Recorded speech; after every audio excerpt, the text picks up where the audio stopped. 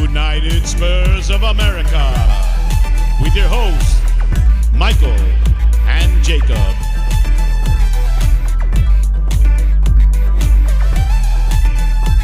It's a good day to be a Tottenham Hotspur fan. Welcome in, everyone. Welcome in, ladies and gentlemen, to another edition of the United Spurs of America podcast. With your host, as always, I'm Michael. He's Jacob, coming to you live following Tottenham's 5-1 victory at home over Newcastle United. 5 different goal scorers.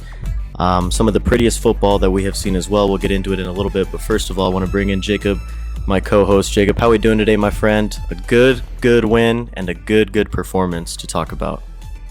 I mean, I think after that first half, we were all wondering what kind of Tottenham we were going to see come out, and thank goodness we saw the Tottenham that we did in the second half. I mean, honestly, when I saw the lineup, my first thought was, okay, we got Royale and Doherty, like, please, Lord, bless us.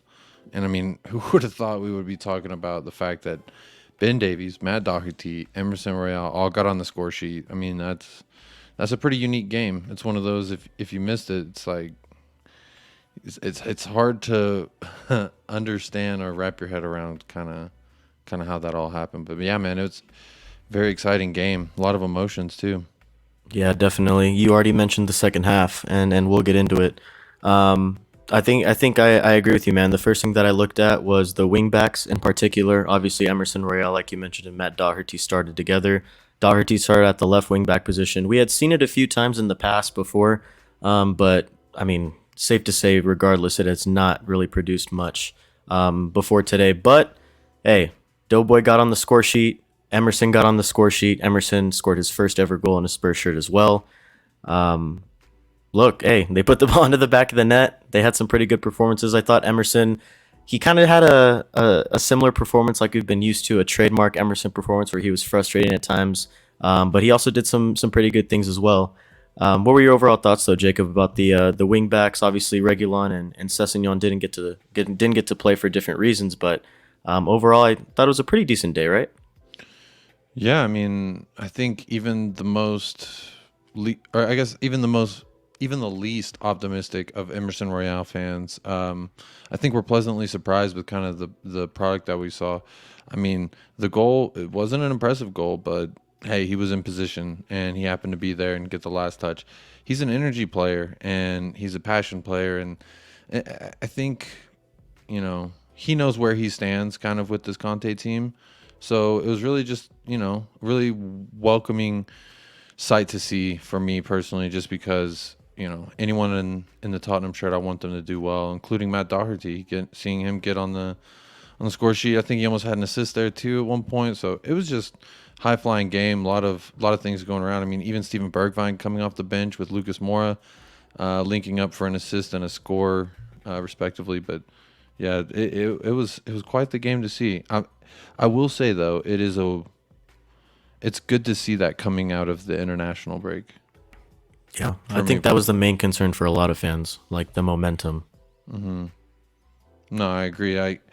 But to see us kind of, you know, the first half, we didn't really turn on until we went a goal down, and then, I mean, it did look like both sides after each side would score, they really quickly would try and get another one back on them. It was an entertaining game, and I'm thankful that Tottenham Hotspur are back. Me too, man. I felt like it had been forever since I had seen a Tottenham game, and it was good to see the lads in lily white back out onto the pitch. Let's dive into the lineup real quick. We had obviously Hugo in net, Romero, Dyer, and Davies made up the threesome in the back. We already mentioned Emerson and Doherty starting on both wing back positions, and then Bentancur and Hojbjerg starting in the middle once again, with Kulusevski, Sonny, and Kane rounding out the attack as well. Let's get into the midfield, man, because Hojbjerg's been playing very, very good before the international break. I think that was another thing that was concerning to Tottenham fans was Hojbjerg going to continue this great play that we had seen going into the international break? Played a few games for Denmark, came back, and I thought he had another solid performance. And then Rodrigo Bentancur, once again, I mean, what a performance, man. Really, really good partnership that these two have been forming. in the midfield. And then, like we already said about the wing backs, they had a decent game, man. But in the midfield in particular, Jacob, what impressed you the most? You can't say it enough. I don't think you can praise this man enough, Rodrigo Bentancur. He's really been the difference maker. A lot of people, when you look at the two guys that we brought in and Kulusevski also, they're both been changing the way that our team runs. But I think it's also a culmination of the fact that these players are starting to just have more time with Antonio Conte. It seems like a very specific type of football that he wants to play. And honestly, like those kinds of things, especially the more intricate it is, the longer it's going to take to kind of get acclimated and understand exactly what's expected of you. But these guys have really been starting to put it together. And I think that just the more time you get with Antonio Conte and the fact that we have a guy like Bentancur with the ball skills, and I mean, he's just so calm. He's a calming presence, and he's not afraid to get from side to side and cover his teammates' asses. So it's definitely he's the difference maker in that midfield. But I think you also see Hojbjerg stepping up, and I think he looks even better than, say, he did under Jose Mourinho, just because of the fact that he's not playing with a Harry Winks or Giovanni Lo Celso. You know what I mean? Imagine what it does to play with some class players alongside you, right? Some players who actually give their all for the badge or actually put on a decent performance or two every now and again, right? And then that's also thing that you saw, like when these fullbacks go forward, that's going to leave yourself very vulnerable.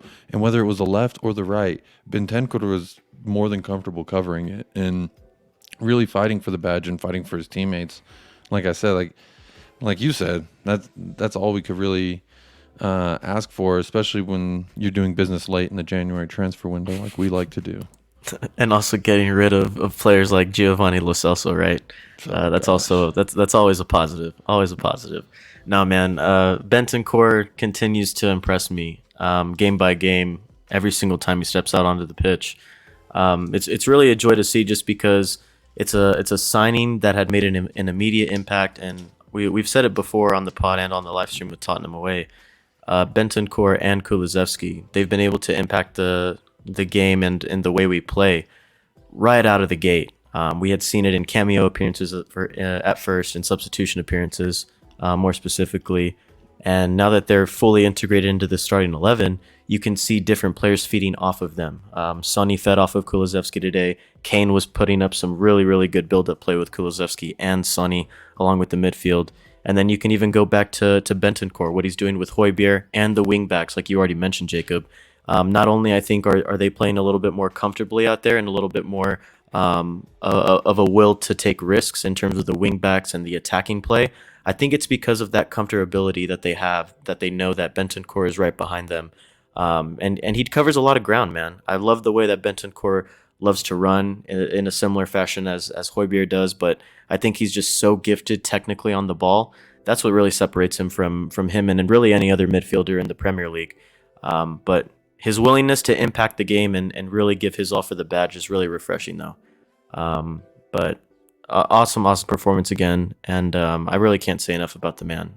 We've already said it plenty of times, but just what an impact, man. What an impact so quickly, and he's going to be crucial. Him and Kulusevski and the rest of these players who are playing really, really well, they're going to be crucial in these next, 8 games to go now, with the North London derby still to go and haven't been scheduled yet, but they're going to be crucial nonetheless. It's really important that they stay healthy too. Excuse me. I think another name to throw into that pool would also be someone like Christian Romero. I mean, the elevation we've seen, the commanding performances, just your overall shithousery, you need someone with that BDE, and he put a foul on their best player really early on. And this is something, if you listen back to many of the episodes we've talked about, that's something I liked about Oliver Skip as well, is he would go out there early and put a hard foul on one of your best players. Just let them know you're there, kind of make your presence heard.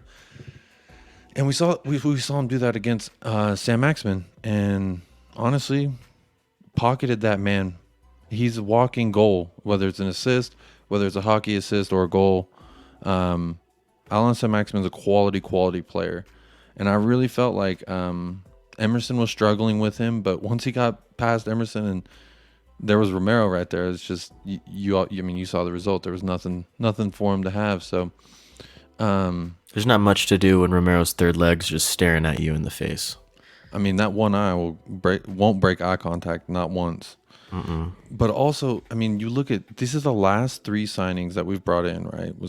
I guess outside of Emerson Royale, because he was after Romero, if I'm not mistaken. But you look at 3 out of the last 4 signings, okay?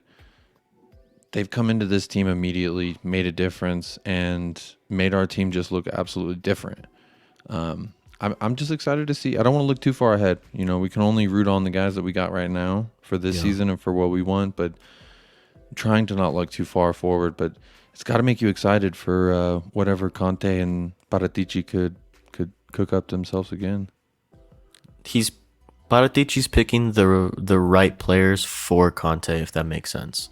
I think he's someone who will listen to Conte too. Yeah, I think before Paratici came to Tottenham, it was more of what does the board or Levy want? Who do they want to see come through the door? Now, yeah, obviously the manager has some input, right? You have to when you're managing a big club like this. But I think now, because they know that it's either Conte or this whole train, this whole railroad is falling apart. The tracks and everything. You lose Conte, you lose a lot of this fan base's confidence and faith and support as well. You likely lose Kane too. You're going to lose a lot. You're going to lose a lot. And I feel like both Paratici and Levy, to a degree, I think they've realized that, okay, we need to get the right players for Conte.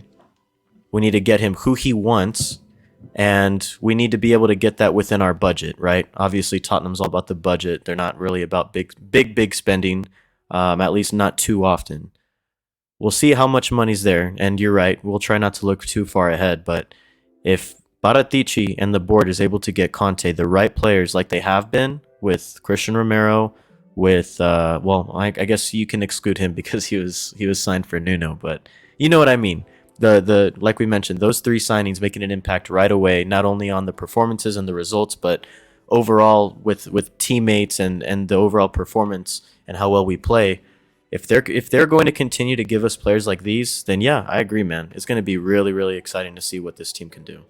But right now, like you said, we can only cheer on the players that we have right now. But hey, if these players stay healthy, I don't know, man. Something special's brewing over there. I can kind of smell it again. It's like I can waft, and it's like, okay, I think it's somewhere out there, but I just haven't. I'm still looking for it. You know what I mean? I'm still in the hunt. I'm still in the search. Hey, man, we made a solid statement today. We did. A solid statement. We're in 4th place right now. Arsenal goes out tomorrow. They lose this. Hopefully. Then we're still sitting pretty. So a lot to be excited about, especially about what did Conte say? Getting top 4 with this squad will be a miracle. Yeah, at one point. Yep. Look at what he's doing. He's making magic happen. So definitely exciting. I mean, I want to ask you this. Season ends today. You have to pick one MVP. Who you got? Who's the best player for our team this season? This season, I mean, it's hard not to go with Son, right? I mean, look, don't get me wrong. Kane's been playing absolutely phenomenal, and we're obviously going to get into the attack in a little bit, but in terms of consistency throughout the whole season and just like importance, it's got to be Sonny, right? I don't know if another player. I mean, you could possibly say what, Dyer. You can throw Dyer in there, maybe Romero, but I think it's got to be Sonny. What about you? Hold on, he's gonna whip it out. Hold on, everyone. He's gonna whip it out real quick. Heung-man Daddy, the one and only, the prodigal son. It's got to be him. It can't be anyone else. 1000%. When Kane was mentally not there, he was the man. When Kane now is here and big dickin', he's still there. He's still there. If he has one bad game, he follows it up with 2-3 really solid games. So I mean, yeah, if you're gonna account any amount of success, we would not be the same team without Heung-min Daddy. I mean, while we're on the subject, man, you talk about hopes and like fears before and after international breaks. You could argue Sonny kind of struggled to the finish line in this previous international break, and the performance that he had today looks really, really good in terms of the next few games and the rest of the season, because it just looks like he's put that bad form behind him. We had talked about it before. The last one or two games, I believe, before the international break was really where he started to pick it up again. I think a lot of people were a little bit nervous that he might have went back to his old form that he had in February, but alas, man, Heung-min Hung is back. Heung-min Daddy is here, and Heung-min Son is here to stay. I would argue he never left. He's been here. This is his house. I mean, whenever he had his like little spats of, poor possession or whatever, bro, that was like one game, and then he would have player of the game the next game, and then he'd have another bad game. So like to say, I don't feel comfortable saying that it was like a slump or that he was gone, he wasn't there for us.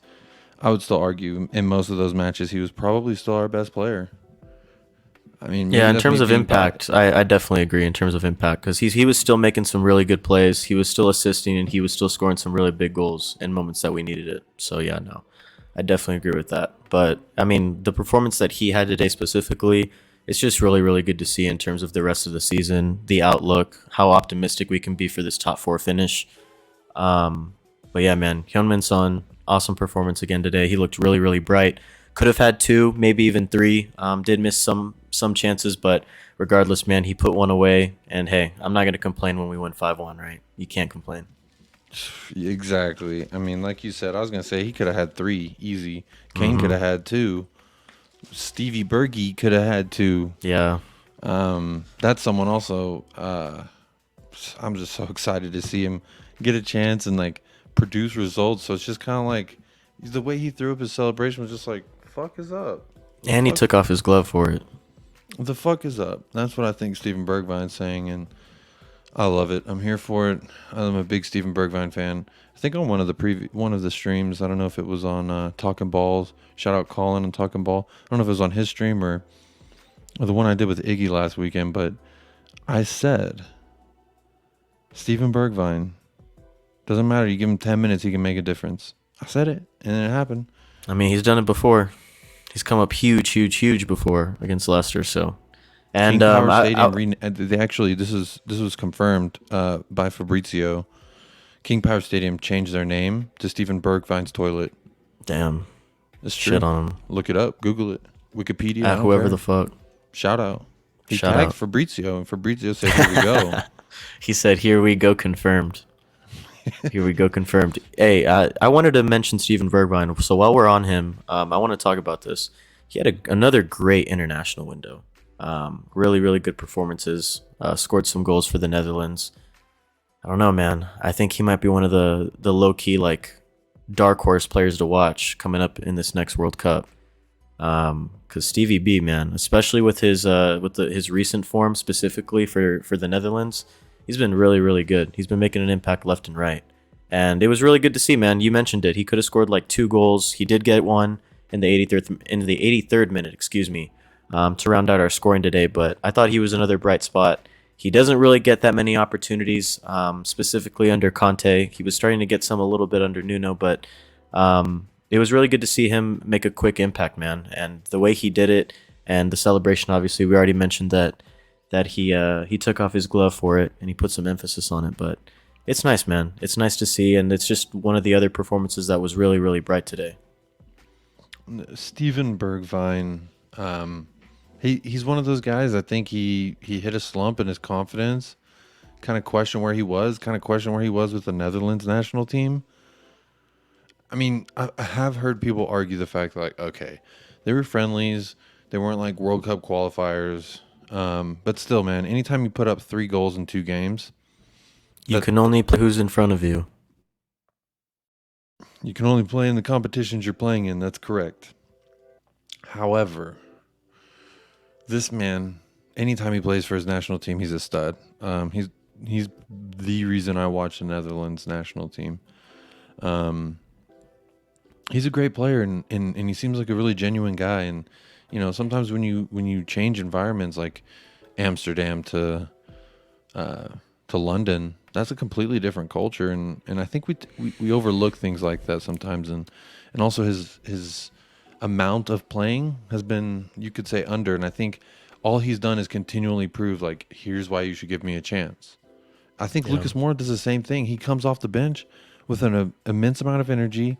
Their backs look tired, and what happens? He creates a beautiful goal for Steven Bergwijn. So to me, man, we got good depth. I want great depth. Yeah. I think we make 2-3 quality signings, 3-4 quality signings. I just want a backup striker. Please. Give Kane a break. I don't want him to break.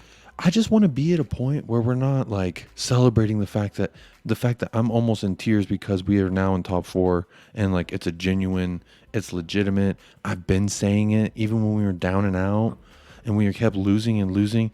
I kept saying mathematically it's still possible, and I choose to believe. I choose to be more positive rather than negative. And I want to be to a point where I'm not talking about like, I want to be to a point where we're like Liverpool and City fans where the expectation is to win the league. That's what we want, not can we make Champions League.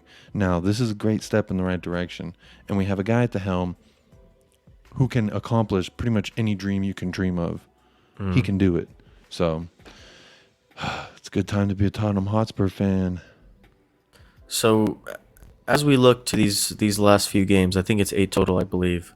Currently level on points, winning by goal differential over Arsenal for this 4th spot. So we're currently in 4th. And Arsenal do have 2 games in hand. We're even on 54 points. But hey, we've won 4 of our last 5. We've won 3 in a row now in the Premier League. Things are looking up. And more importantly, Jacob, I want to stress this. I think the second half performances is specifically what is making me more and more optimistic. If we can play as good as we played in that second half consistently to finish out this season, I think we do have a real shot at making top 4. Right now, I'm still looking at those 2 games in hand that Arsenal have over us. Now, obviously, like you already mentioned earlier in the pod, Arsenal do play tomorrow. We're recording this on a Sunday night. They do play tomorrow on Monday against Crystal Palace, so fingers crossed they lose that one. That is the only reason why I'm still not like 100% confident that it's like, okay, we're getting top 4. There is hope. There's light at the end of the tunnel. We're starting to see it. Conte's having more and more of an impact as the weeks go by. I think our players are starting to get a little bit more rest now that we're not in cup competitions anymore, which is nice. But it's all about staying healthy, man. I'm still, I'm hopeful, and I'm trying to be optimistic. I just really, really pray and hope that no one gets hurt. Like, that is my biggest fear always, is if Harry Kane's ankles are going to hold up, if Sonny's hamstrings or calves are going to hold up. Like, these are the times where you need your most important players. Now, obviously, they need to step up in big-time games. We've seen it today, man. Some players were stepping up. Now, although this wasn't the biggest game in the Premier League by any means, we did have some different players that we're not used to stepping up, as in terms of Ben Davies, Matt Doherty, Doughboy, Emerson Royale got on the score sheet for the first time today.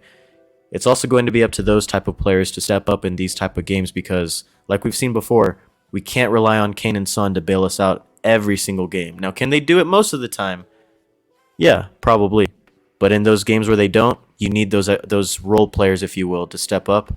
And today, it was weird because obviously the first 2 goals were scored by quote-unquote role players, if you will. And that's what made me really, really happy about the performance, is that it wasn't just Kane and Son carrying the team. It was a full-on good team performance. No, I mean, you're spot on. When you have a supporting cast, you want it filled with people who can help put Heung-min Son and Harry Kane in the best position possible. And I think you see that with Kulusevski. I mean, in the first 10 minutes, the way he was holding up the ball, it was just like he didn't even respect the defenders coming at him. He just knew that they weren't going to get that ball from him. It's players like that, and Rodrigo Bentancur. Ben Davies has stepped up this season, These guys, you need depth. And I don't think some of these guys are the like end-all be-all solution for us and like what I want for Tottenham. But by no means, Davies has shut me up. He has officially shut me up. He's shut both of us up, man. Beginning of the season, I think you and I were calling for his head. Oh my God. At the beginning of the season, talk about, bro, this is like 5 years in the making. I've been saying, get this man out of my club. But since we've been doing the pod, which was like beginning of this season. Exactly. So since we've been on record stating our feelings, it has been give us Ben Davies' head. Yeah. And hey, fair play. He has stepped up. He got a goal, first one since 2017. So big ups to him. I think I don't want to say that he's like in the same bracket. I'm not saying it yet. I'm not by any means. So I don't want you to come at me on this pod. But the way Doughboy is starting to play, if he could play like this moving forward, he could possibly be in contention in the same bracket as Ben Davies. But he's not there yet. I'm not saying he's there yet. So don't come at me. I'm just saying he's he's putting it in like 20. He's like driving 20 miles an hour to the final destination. He hasn't put the jet burners on yet. Yeah, he's not idle. Yeah, he's not idle. He's not standing still. I've said this on many streams. I've said this on many pods. If you're wearing a Tottenham shirt, I'm going to support them. However, just because you turn 3-4 positive performances out of the fucking 20-30 shit I've seen you in, where was he during Leeds? Where was he during Southampton? Where was he during Wolves? These are the questions, right? Like, you can show up in a game against Newcastle, that's fine. Yeah. You show up in a couple other games, that's fine. That's really good. Give me more. That's all I'm asking. And sure. I'm not going to dog on him. He put in a solid shift. He got a goal. Today. That's his second goal now. This man's scoring for Tottenham. This is what at the left wing back position. Now, obviously, he wasn't in that position when he scored, but you know what I mean. Yeah. He's playing a left wing back, man. He's still making an impact. He's all over the place. And how can I talk down on a man who's putting in a solid shift? I mean, to me, he didn't even get subbed out. That's how good he was at doing what he did. And then he gives you also the versatility. And here, I'm talking good about the guy. He gives you the versatility that you saw us then at the end of the game turn to a back four, put Ben Davies at the left, Doherty at the right, and see what we could do. And what do? We turned a goal with Lucas Moura and Steven Bergwijn at the striker. So, man, this Tottenham team's weird. We got Antonio Conte. I mean, just that man, what he's doing, he's building Noah's Ark, bro. Yeah, he's a magician. He's literally building Noah's Ark there was not even trees. We barely had a couple trees with some wood, some dead wood, a lot of dead wood. And he's slowly, steadily building Noah's Ark. And we're rising. It's only getting better, man. I'm just so excited. So yeah, big ups to Matt Doughboy. He turned in a solid shift. I think also since we've been on record stating our feelings and opinions, I've also been very hypercritical of Matt Doherty. But I'm here to say he did a solid game. This is the second or third time. This is the second or third time I've had to admit it. And you know what? Do I think he's a future at that position? Hell no. No. Do I think he should be a backup? No. I don't even think. I think he's the kind of guy, like a Dele Alli personality. You got to like make him feel wanted and get the minutes and get the starts. And then he feels like a big contributor. He plays golf with the King Kane. And then he feels like he's part of the team. And then he takes some more weeks to get acclimated. And then all of a sudden, a year and a half after that, he starts actually turning a performance. Yeah. So my point being, like, it took this guy damn near long enough. So better late than never. He's arrived. He's here. He's who we got. I got to ride with my Doughboy till the end of the season. If there was like a race, okay, so let's imagine that like these players are playing Mario Kart. Okay, you have to start obviously at the start line, and the finish line is Jacob's love, like 100% Sonny level love, unconditional. Can't do anything wrong. Can't see anything wrong in terms of Jacob. Sonny has the star times 1,000 every race. Bro, the game starts, he already won. I'm just putting that. So just to picture it. All these players are lined up on the track. They're lined up. They're all starting at the same spot. Except there's one cart that is like 500 feet behind everyone else that gets a late start. That was Matt Doughboy when we signed him. He started way the fuck back there. And he's like almost at the he's almost at the start line at this point. I would say. Is he? Do you think he's crossed it yet? He's started. He has Yeah, I started. feel like he's approaching. I'm not comfortable saying that he's crossed the start line for your love yet. I would say the start of it, he has started it. By this, Like, who's the this is- benchmark? Who is at the start line? Like, what's the over under? Like, who is the player that's like you're just like fine with? You don't love them, you don't hate them. They're like firmly at the start line. Like, that is what we're measuring against.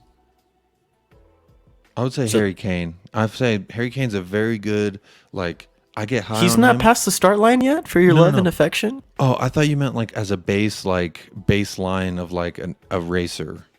I would say So Harry who? Kane. No, like who is like at the start line? Like they haven't won your love yet, but they're like you don't hate them. You know what I mean? Like Emerson they're Royale. just there. Emerson Royale. Okay.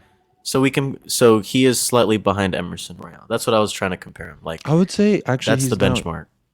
Yeah, I would say barely behind Emerson Royale because Emerson I Royale's respect he's made me mad too. But he's Yeah. also a young guy, so I'm pretty forgiving of things like that. I feel like you've grown. Like your heart has grown like 5 times its size compared to when we first started this pod. I'm the Grinch. Maybe it's just because the team is performing better. It's probably. I mean, obviously that's the obvious reason, right? But I think it's because we got Antonio Conte. probably, yeah. Because When we remember, had I mean, Nuno- we have when said had though. Nuno, I was like, I'll Yeah, kill everybody. yeah. It was low key kind of getting toxic on the pod. Like we were just kind of. It was bad. It was just like, and It was this guy- bad, man. At one fuck point, we you. were just like, "Oh my god, this is miserable to watch. This is miserable to talk about." 3 But games hey, with we're letting no out shots our on- feelings. So, 3 games with no shots on target. can you imagine going back? Like, imagine going back in time. Now, I want all the listeners to hear me out here. Imagine you're in this moment right now, and you're told to go back in time, and you're gonna tell your former self at the beginning of the season that Antonio Conte is your current manager right now. We signed 2 former Juventus players in the January window, and we are Yeah. somehow in the top 4 race. I would have been like, nah, bruh. I don't know which future you're from. I don't know what universe you're from, but it ain't mine. There's definitely a multiverse out there. Because Confirmed. Antonio Conte had already rejected us. Exactly. So at that point, we were already face down in the mud. Who's going to just drag us along? And that And it happened was to be Nuno. Nuno. Except we had somehow gotten up and then dragged Nuno, whose face was in the mud. I don't know how that flipped, but there was just a flip. I had a It was real thought, quick. Like, I wonder what he's doing. What do you think he's doing? He had Shining his head. He had a fabulous quote. Say what you will about Nuno as a coach, as a goalkeeper, what have you. Well, we are gonna make you proud. No, other than that one and the whole like, I think of to dare is to do a lot. That rings a lot in my head. To dare is to do, and I'm like, bro, that's the worst. But the one To thing dare that- is to make it you came proud. out- Did you hear what Joe Hart said about this man? Yeah, where he was cutthroat. He was like, he was yeah, just like, he you're came in straight up and was like, you're not going to play for me. You can't move. You have no muscles in your body. You're slow. You're old. You just need to get out of here. Honestly. And he when I did. heard- Fair when I play. heard- when I heard that. Yeah, I mean, we hated Joe Hart by the time he left. After that Europa League controversy, that was it for me. I hated That was him it. the moment he came. Fucking Manchester boy. Yeah. He just think he's Mr. Cool, blonde hair. Yeah, Joe fucking Hart. Get out of here, bruh. You suck. You ass. You old. I don't know why we brought you in. Crusty boy. Dusty, crusty boy. And then that Europa League. Don't tweeting the Big Dub. We just got beat by fucking some Paco de Ferreira. Come on. Hey, so let's round out the attack real quick, man.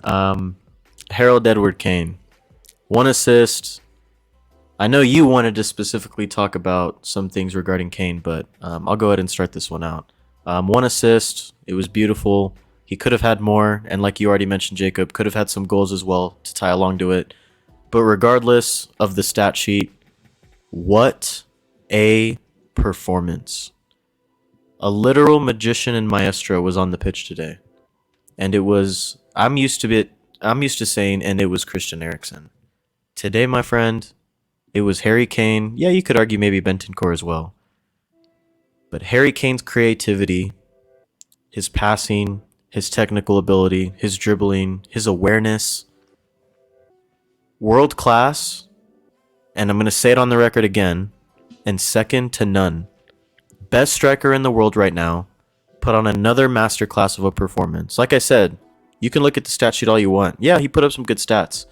But performance-wise and impact-wise, one of the performances of the season. And I feel like we've been saying it time and time again over the past like 2.5, 3 months or so. But Jacob, once again, this was one of my favorite and most eye-pleasing Harry Kane performances that I have seen him play in a Spurs shirt in. For me, my favorite Harry Kane performance of late was Man City. I mean, come on, I can't get over that. I can't move beyond Don't get that started. Emotionally. Don't get me riled up. What we saw today, this was something I've been thinking about, and I was kind of like, this is a crazy idea. There it is. There's the bobblehead. Come on now. You totally threw me off. I'm sorry. I know it's majestic. It's a beautiful man. So the thing about Harry Kane that I've noticed when I've been watching him as of late, and I've been thinking about, and I was like, it's kind of a crazy thought. I think I saw you do it in FIFA, and I was like, what if that was true? And honestly, today solidified my opinion. I don't care. Come at me, tweet at me, DM me. Harry Kane, if he decided to be a central midfielder, this man would be the best in the Premier League's history ever. I don't care who played in 1960. I don't care who played in 1980, 1990, 2000s. I don't care. Harry Kane. I'm going to pull up a picture. This is Harry Kane's passing on the day. I think it's credit BBC or whoever. Big Black. Whoever the fuck. Thank you for a reliable source on Twitter. Whoever the fuck. I saw this. I mean, just look at this passing. When you look at that as a map, like, that's just crazy from a striker, right? Like, bro, I'm saying he'd be better than any Kevin De Bruyne. I don't care. He is right now. He is a better player than Kevin De Bruyne. No, I agree with that. But I'm saying, like, if he was a midfielder, if he was like, okay, tomorrow I'm going to be a midfielder for the rest of my career, he could still be the best midfielder in the planet, in the history of the Premier League. He's absurd. And I was also thinking about this. There's a crazy stat about his free kicks. He makes one more. It's like the most ever. Yeah, without a make. Kicks. Yeah. Some horrible stat. And you know what? Achilles. He was a Greek demigod, if I'm not mistaken. He was like born.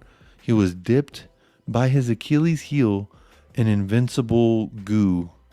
Right? That's the Greek myth. Yeah. He had one weakness, and that was his Achilles heel. But everything else, he was better than anyone else. Better than anybody. I don't care who you talk about. Better. Skill-wise, result-wise, number-wise. He's breaking records like crazy. And he's got Heung-min's son, a world-class player to break records with too. His one weakness is the free kicks. And you know what? If that's what it takes to have a guy like Harry Kane, I don't give a shit, bro. You sign a free kick taker then. You sign, and hey, Eric Dyer was semi-close. He wasn't super far away. Yeah, he wasn't terribly far. You bring in someone like a James Ward-Prowse. This guy, again over the weekend, cock rocket free kick. He doesn't stop scoring cock rocket free kicks. I would put him next to Bentancur just because of the free kicks. Because someone's going to pull a foul outside the box, and we're going to need someone to cock rocket. Eric Dyer's close, but I don't think he's it either. I would say I'd even go with Heung-min's son before I go with Harry Kane or Eric Dyer. Hell, even Hugo Lloris. I bet he'll bend it in there. Yeah. Just I'm gonna read you off some stats that he had. I know I said I could care less about the stats, but they happen to be impressive today, so I have to ring them off. Bear with me. 24 passes, long 9 passes, 6 passes into the final third, 4 passes into the opposing box, 3 chances created, 2 big chances created, and 1 assist. Oh, by the way, he plays striker. It's absurd. Absurd. Anything else you want to cover, my friend, before we get into man of the match and BDE? You know, I just want to say I've been seeing Lucas Moura's body language in his face. He doesn't seem as happy as he used to be because he's obviously not playing as much, and he's probably wondering like what's his future with us, and all that's fair. I love Lucas Moura. I think what he can bring us off the bench is by far his best asset. Because Lucas Moura all game, he's going to run himself into the ground. Yeah. But a Lucas Moura for 20, 25 minutes, I like that. Pest. He's a pest. Bro, He's everywhere. Dan Burns looked like he looked like a big old Godzilla on stilts. He looked like he was in clay, like he was running in clay. Wet Just clay. made this man look like he belongs in the championship. Just that's what I'm saying. That was my final thing before we talk about man of the match and BD. I just want to shout out Lucas Moura and Steven Bergwijn for just hanging in there, trusting in Antonio Conte, and when they get their chance, it's not like they're just coasting. Yeah. That reminds me, because I did want to bring this up. Thank you for reminding me. One of the other things that I'm looking forward to as we finish out this season is, like I mentioned, the second half, right? But more specifically, if you look at that second half, how many attackers total made an impact? It was 5. All 3 who started, Kulusevski, Son, and Kane, and then Bergwijn and Lucas. They all made an impact today. If we can get consistent performances like that, even from our guys off the bench, like you mentioned, like if we can get performances like that every time Lucas Moura comes off the bench, then hey, be my guest, bro. 6th man of the year. You're sitting your ass on that bench and you're getting off at around maybe like 70, 75, and then you can break hell on the other team. Like we'll let you loose. Do whatever you want. Also, something I want you to think about in this top 4 race in general. I'm looking here. We've scored 8 more goals than Arsenal. Now, I know the goal differential because we've conceded more, but just the fact that, like, when you look at these other teams, I'm more worried about West Ham. We have 1 more goal than them, and I'm more concerned about them than I am about Arsenal. I'll put it that way. I know Arsenal got games in hand. Really? When I look at the numbers, now I could just be, too late I don't know, night man. looking into the numbers, getting conspiracy theories going, like West Ham could try and run, Man United could try and run, Wolverhampton ain't slowing down. Hey, United looked rough yesterday against Leicester. They were struggling. They looked rough. But here's the thing. And they should have lost. Here's the thing. I don't want to talk too much about that because Leicester's 1 spot above Villa, and Villa is who we're going to next week. And if we come out of there with a dud, I can't say nothing to Man United. Yeah. But as far as when it comes to Arsenal, I can't spin any way where I think Arsenal can beat us out this season. And you know what? I don't care if we finish 4th or 5th. I just want to finish above Arsenal. That's all I care about, honestly, at this point. And that we back Conte, obviously. But I think the club wants championship. Yeah. I just can't get over the 28 games versus the 30 games played. I'm still looking at that, and it's... And he's still crying. He's still running from games. I know, right? He's still complaining. Why did they get a longer window until their game after the international break? Why didn't they play yesterday, on Saturday, or on Sunday? Why did they get to wait till Monday? It's probably because they're playing on Sunday. I'm sure there's some reason to it, but let's just say it's because they're... Horse ass. Yeah. It's because of horse ass. It's going to be exciting, man.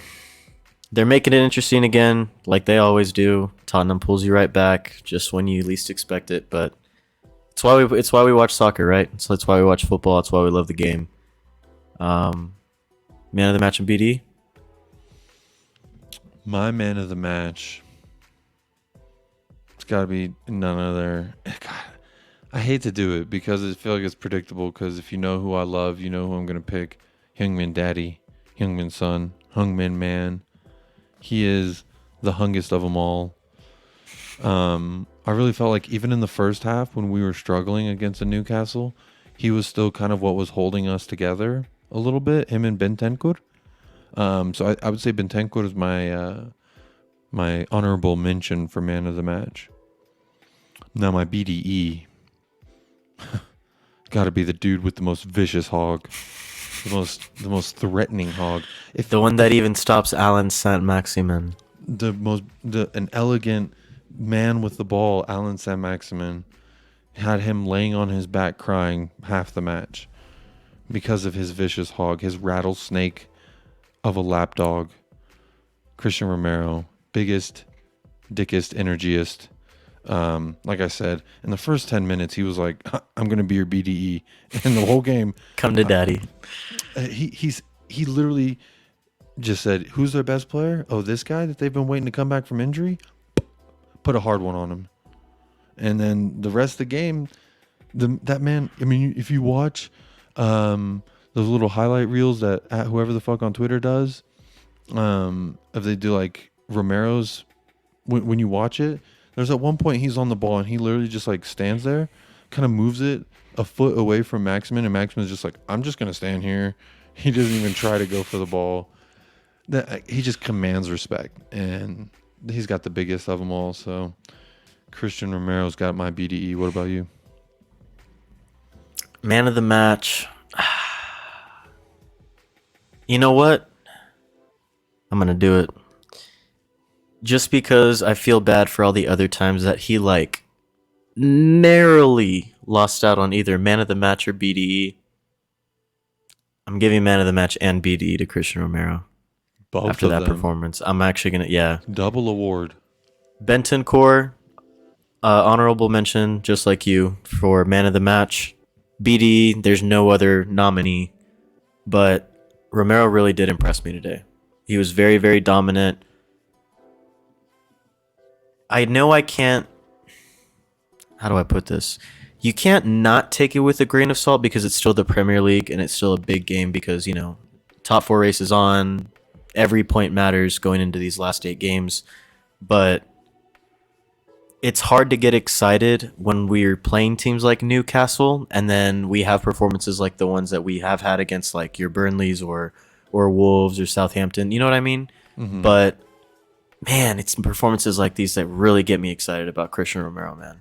And it's just human nature, you know? You can't help but feel that way. Let me throw this out there to you. The man had over 80 passes at 94% accuracy. Yeah, he's just world in the he's passing class. game. That's not even defending. You know what I'm saying? He 94 touches. I don't know who had more touches than him on the ball. This man, he means so much to us. I think you'll see in 2-3 years, he's going to become world class. He's going to become top 2 in the Premier League. He's 24, 23. He's young. He's young. Bro, he's still got 2 years till he finally stops growing. Yeah. This man, he's still growing, and he acts like he's my father. You know what I'm saying? Like, Yeah. I think it's another 10 million, and he's officially ours. I cannot wait. I'll likely he might be my next jersey buy. Not gonna lie. Dude, him and Kulu are like, man, I'm thinking about it, man. Romero, I'm thinking about it.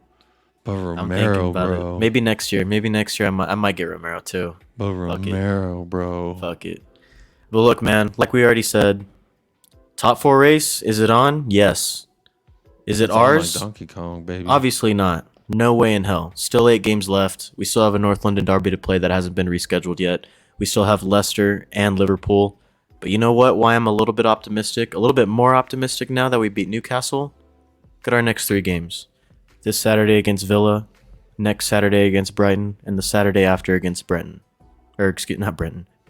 Excuse me. Those are 3 very winnable games. 9 points are on the table, and 9 points should be coming home with us. Regardless of performance, weather conditions, doesn't matter. 9 points out of 9. We cannot accept anything less. Because we know if we do, we're going to slip up somewhere. We already know. We have to keep the foot on the pedal, man. We have to. We have to. I agree 1,000%. Only thing I'm going to tweak there just a little bit, because I said it when we had that run of like 4 or 5 games where I was like, bro, that's 12 points. Only team we should be losing to out of that is City. And what do? We lost to everyone except City. Yeah. So for me, I'm gonna trim myself and just, you know what? Villa, that's all I'm thinking about. They don't have Danny Ings. Oh wait, they do have Danny Ings, right? He was from Southampton. Yeah. I don't know if he's like healthy hurt. or not. So but they don't have Danny Ings. Hey, yeah, it's a big game this weekend, man. big It's game. a big game, and I'm in the same boat as you. I'm taking this one game at a time. I'm trying not to look too far ahead because I know if I do, I'm gonna look like a dumbass. There's a lot of interesting takes. I'm curious. So after our last recording, you still felt. I'm curious if your stance is the same, and we don't have to talk too long about it either. When Oliver Skip comes back, if he ever gets over whatever the training staff is voodoo that they're doing to him in that training room. The voodoo doll's in the back, by the way. It's in the back of. It's like in the very back of Tottenham Hotspur Stadium, and someone's still poking needles through it. Skippy. Yeah, poor guy. Whenever he's 100% fit, does he walk into this squad still with the chemistry that we're continuing to see build? I'm not going to say walk, but I would still prefer him over Højbjerg. Now, don't get me wrong. Like I said already on this pod, on this episode, he's been playing very, very good, and he's continued to play even better. He's creating an impact. He's doing a lot of good things. Would I still pick Skip over Højbjerg?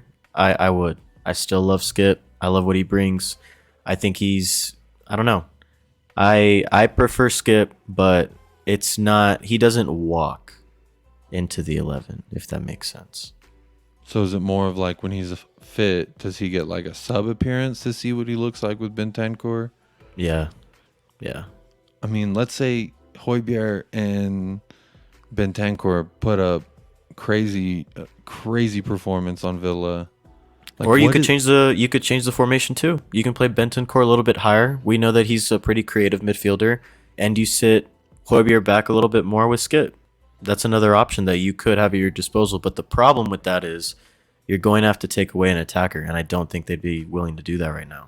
Yeah, Kulusevski, Sonny, and Kane are playing too good together right now. You can't mess that up. Or if we don't have Reguilon or Sessegnon, I lobby what we saw early or late in the game. A four at the back? Back four. Yeah, I just don't know that Conte's that willing to do that, though. That's the only problem. I can't see him doing that. At the defensive mid, Skip and Højbjerg look nice together. Yeah. Now, if we have what were we crying about the most that we needed was a creative mid. Yeah. We got him. We got one. You know what I mean? We snagged one up. I don't know how, I don't know where he came from, but we got one.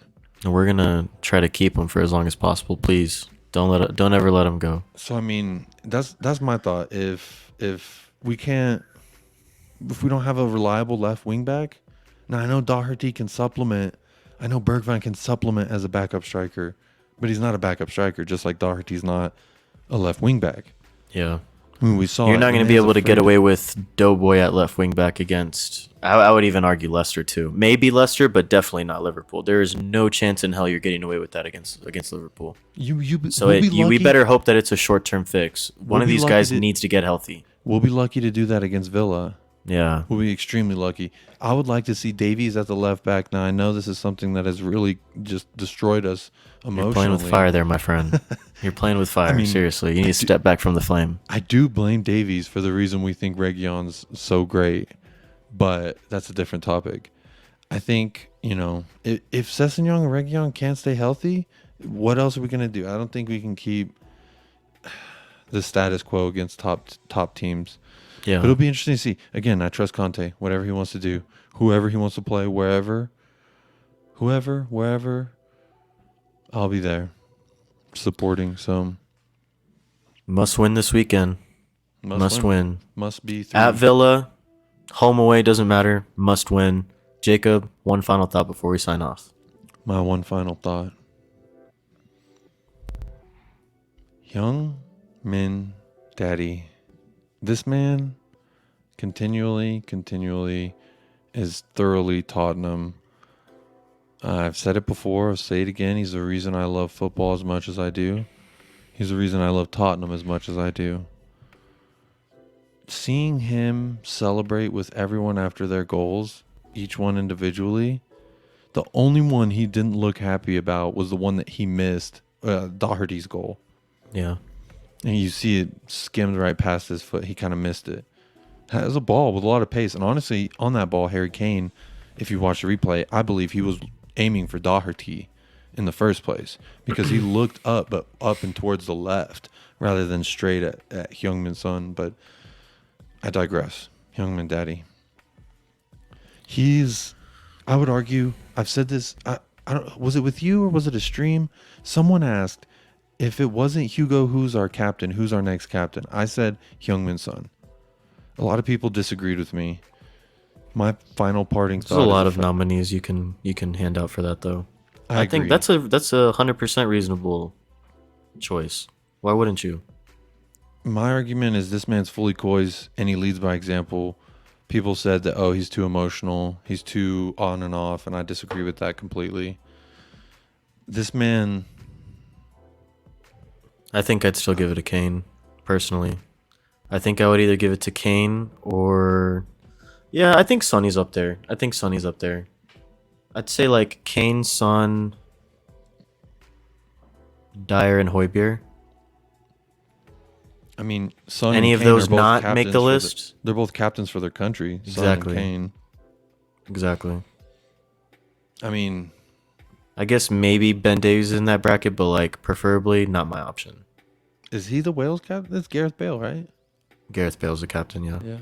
When he gets subbed off, he gives it to Davies. Strange, Yeah. but No, We I moved. don't disagree with that. Heung-min That's my- Son, I would that's give my him the final captain thought. armband. Yeah. Heung-min Son is my captain. I'm boarding that boat, even if it's a fucking Titanic. If Heung-min Son's We're my sinking captain, with it. I'm gonna hold him. Yeah. We're gonna play Celine Dion. Hoodaloo-doo-doo. I'm gonna be As the boat's falling. Yeah. I would insert I'd like edit it in if I could without us getting like flagged. Yeah. But It's all right. I think your rendition is more than suitable. when my wife hears that I had a Celine Dion rendition on the pod, I feel like she's gonna listen. All right. Hey, So, whatever I might- gets people to listen, right? Dub. W. Steven Bergwijn dub. I love it. What's your one final parting thought, my friend? I'm gonna keep it short and sweet today. Harry Kane scoring a hat trick this weekend. That's all I'm gonna say. Book it. Thank you so much for listening to another edition of the United Spurs of America podcast. If you're interested in following us and supporting us, click the link, down below, anchor.fm/United type Spurs it of in. America. You might want to type it yeah. in. Yeah, type it in too.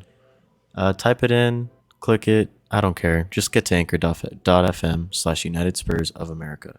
Go ahead and check us out on Tottenham Away's YouTube channel as well. We do live streams every Friday on Tottenham Away's YouTube channel. We have one this Friday. We'll be previewing. Just hit 3K. Just hit 3K subscribers on YouTube. Congratulations, first of all, to Tottenham Away. Thank you so much for letting us be a part of the family. This weekend, we will be previewing the Aston Villa match, which will be on Saturday. The preview will be on Friday during the stream. That'll be 1:30 p.m. Mountain Standard Time in the U.S., so 3:30 Eastern Time, and then 7:30 UK time, I guess. Yeah, I think I have that right. Or 8:30, I forget. Either way, if you get lost in the sauce of the numbers and the time zones, check Twitter. Yeah. Check us out on Twitter or YouTube. If you subscribe, you hit the alerts, you'll get them. So either way you go about it, there's plenty of ways to find out what time we're at. We could be completely wrong about what time it is. We may even change the time. We don't know. But check Twitter and you won't miss it. Check Twitter and we'll let you know, because Twitter is where we'll let you know. And you know what? We're officially on our way to 300 followers on Twitter. So come on, follow Show us some on love. Twitter too. Show some love. Spurs of A. Our Twitter followers started going down. They started going all towards @McRami _ I don't know who that cat is, but he's stealing all our Sounds followers. like an asshole. Aston Villa this Saturday. We'll talk to you after the match. Until then, stay safe. Up the lads. And Jacob. Come on, you Spurs. Beat them. Quiz.